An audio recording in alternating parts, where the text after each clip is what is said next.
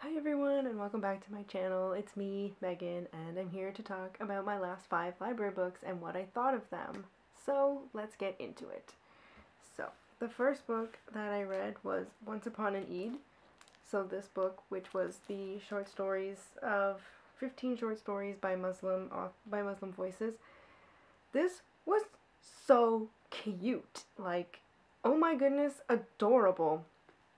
I thought this was a young adult book, but it ended up being middle grade, and that just made it even more pure and just so adorable. I truly loved this.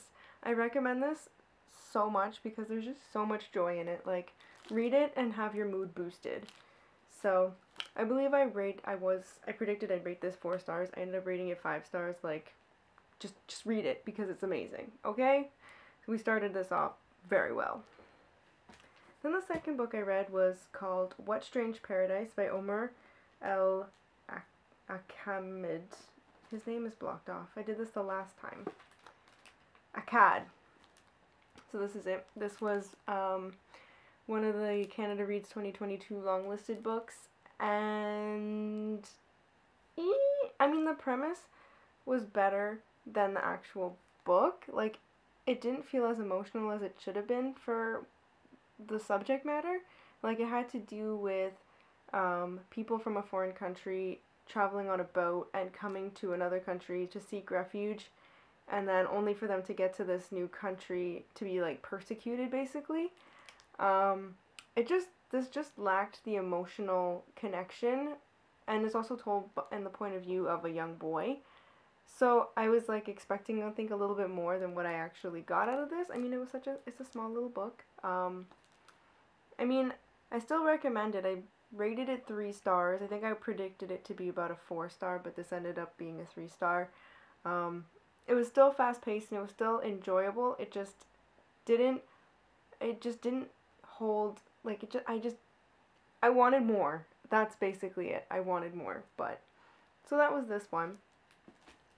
The next book I read was Eleanor Oliphant is Completely Fine by Gail Honeyman. So here it is. So this one, this is the one that I'd heard so much about, and people were like, this book is great, this book is amazing. And so I predicted that I'd rate it about 4 or 5 star. I ended up rating it 4 stars. Eleanor is a very interesting character. So first of all, she's very hard to read in the beginning, so it takes a while to get used to her. But once you kind of understand her viewpoint and understand where she's coming from, you have a better understanding of her as a person. And so that takes like almost half of the book to kind of get into. And then but when she meets Raymond, I mean, the whole story about her meeting Raymond and kind of changing the way she kind of views things and just the way that she approaches things. I mean, it was a really like feel good coming and becoming a better, I mean, not becoming a better person, but becoming a more acceptable person. That doesn't sound right either. But she also had all this trauma that she was living with. So now she was able to like dig deep into what was causing her a lot of unhappiness. And I mean, the ending also really shocked me. I was not prepared for how it ended, like with her mother. I was like, what?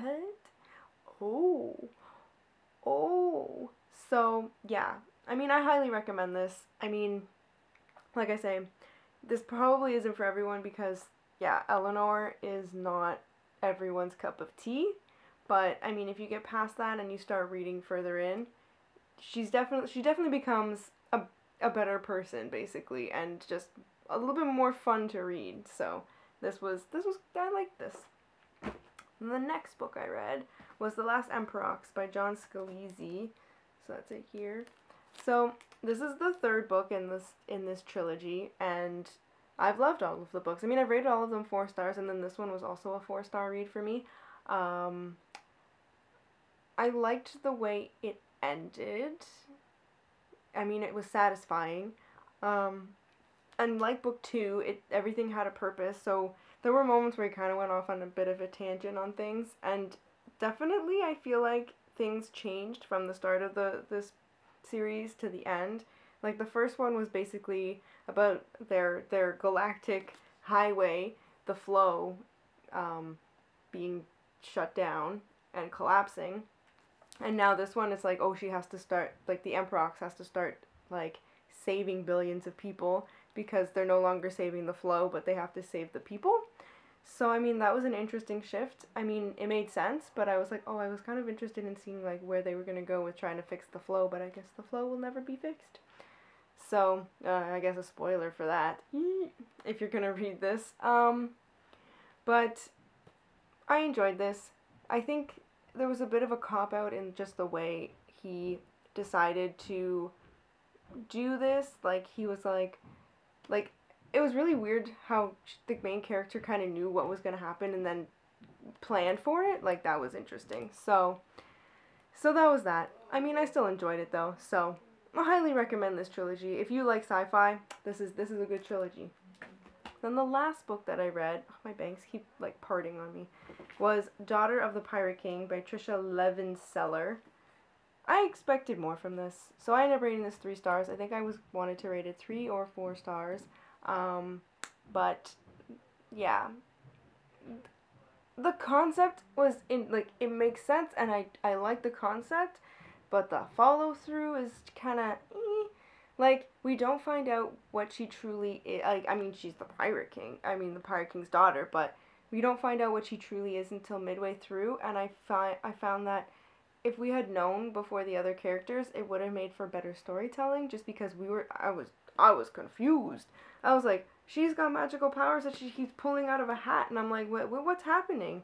And then all just so that she can try and find this map for her father, and I not really like her father. Her father seems kind of like evil and doesn't really care about her, but she's like willing to like protect him, and I'm not a big fan of that dynamic. I mean, maybe there's a sequel, so I'm wondering maybe we'll get more of that, because we didn't really get a lot of their dynamics, so I'm just like, curious.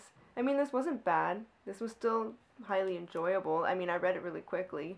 It was very fast-paced. But yeah, I just expected and wanted more from it, but that aside, I'm probably going to read the sequel just to see where it ends, because this ended on a bit of a cliffhanger, so we'll see.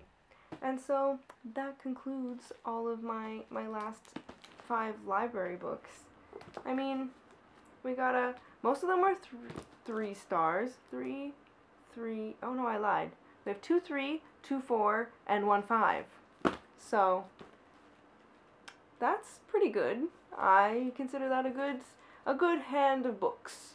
So until next time, since tomorrow is already library day. How crazy is that? So I will be back soon with another video about the next 5 library books that I will be reading and my predictions to them. So until next time, please like, subscribe, comment, do your thing, and I'll see you guys in the next video. So bye guys!